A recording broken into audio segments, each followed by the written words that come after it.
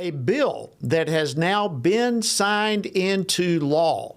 In fact, it was signed into law last Friday by the state of Washington's governor, Bob Ferguson. Well, that bill now is raising all kinds of religious liberty concerns to the extent that the U.S. Department of Justice has now opened an investigation into it. The legislation in question is Senate Bill 5375. It mandates clergy to report instances of child abuse and neglect with no exemptions of privileged communication between priest and parishioner. And in response to that, the Archdiocese of Seattle has said that it would excommunicate clergy who follow this law and violate the seal of confession, which they say must remain, quote, sacred, secure, confidential, and protected by the law of the church. Well, how might all of this play out?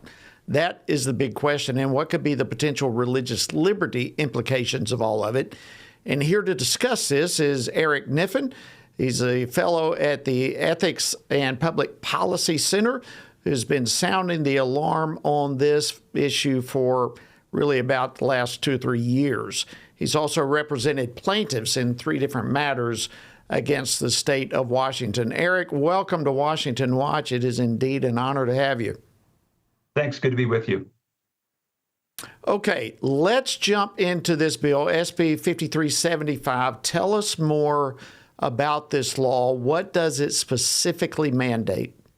Sure. I guess to begin, all 50 states have mandatory reporter laws saying that certain people, whether it's everyone or certain professions, have to report suspected child abuse or neglect to public authorities. All 50 states also have a recognition of the clergy-penitent relationship, which respects the confidentiality of certain religious communications. So the question is, what happens when these come into conflict? So Washington, in passing this bill, recognizes that there are privileged communications under the law in a lot of different professions. The clergy penitent communication exists traditionally alongside the attorney-client privilege, the physician-patient privilege, so the spousal privilege, and other privileges. And what's really remarkable about this bill is Washington State has said, we will respect every other privilege except for the clergy privilege. And that's what makes this law really unique. Yes, so can they do that? I mean, this is singling out one specific group while allowing exemptions for others. What is the reasoning behind that? There's no reasoning, and that's one of the things that makes this really remarkable. I worked together with others with the sponsoring senator last year in order to create a narrow religious exemption, which the senator, she seemed to be okay with last year. And this year she came out and said that she was abandoning that for no other reason that she's tired of compromising. And that's not a good reason enough. So what is your take on the other side of this coin on the response from the Archdiocese of Seattle? It's a pretty strong statement that they've made. It is really strong. I think it's important to note that this is not the Archbishop of Seattle's rule, that this is part of the canon law of the Catholic Church. Good point. Canon law actually says that violating the sacrament of the confidentiality of the confessional is so important, it ranks right alongside physically assaulting a pope. This is just an absolute no-no, and a priest automatically excommunicates himself if he does so. So, all right, let's break this down. Your interpretation of this law as it relates to religious liberties. Okay, what is the potential violation in terms of divisions between church and state that you see as being at stake here? Sure. Well, fortunately, both the federal Constitution and the Washington State Constitution have strong protections for religious liberty.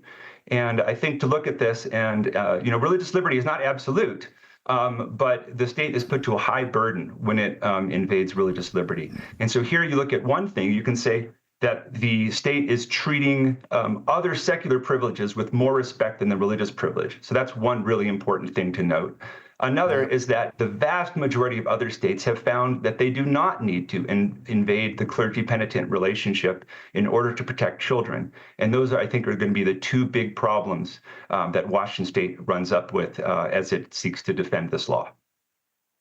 And you may not have an answer to this question. I think those are two excellent points you bring up. But does this bill adequately even define child abuse? I mean, these days, wrong pronoun is looked upon as child abuse. I mean, does this clarify exactly what abuse is?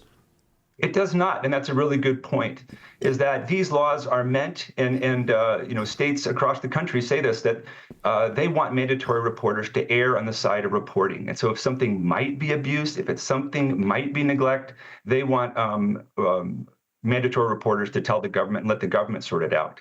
And so what counts as neglect? What counts as abuse? Those are really unanswered, undefined questions. And that's what makes the cloud over religious liberty all the more important here. Wow. Okay, so now we have the U.S. Department of Justice. They've launched a civil rights investigation into all of this. What are you hoping that the DOJ might find in its investigation? If you could just kind of have a bird's eye look at this, what do you hope is the outcome? What do they find? I think they will find, I think they will confirm what they already said in their statement, that this is blatant discrimination against religion. It would be one thing if religious clergy were asking for something that nobody else got. But as the Washington law itself acknowledges, there are privileged communications. And it is unfair, it is unconstitutional for Washington State to treat secular privileges better than religious privileges. That is what DOJ is going to focus on, and I think that they will agree with me that this law is unconstitutional. And it's very frightening, when you see things like this happen, when they get a foot in the door, it seems to never close again, the door. It always, in this case, could lead to greater violations of religious freedom. And, we used to say in Congress all the time, you give some of these people an inch and they become a ruler. And that very well could be the case here. Thank you so much, Eric Kniffin, fellow at the Ethics and Public Policy Center. We deeply appreciate your frontline involvement in this issue, and thank you for coming on Washington Watch to break it all down for us. Thank you for having me. Good to be with you.